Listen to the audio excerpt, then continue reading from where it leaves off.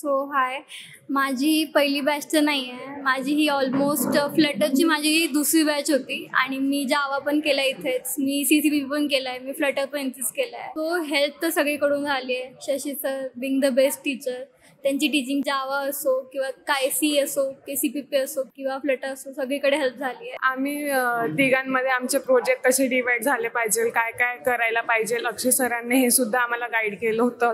SQF flight खूप difficult पण होतं आणि त्यात म्हणजे खूप जास्त एरर्स येत होते.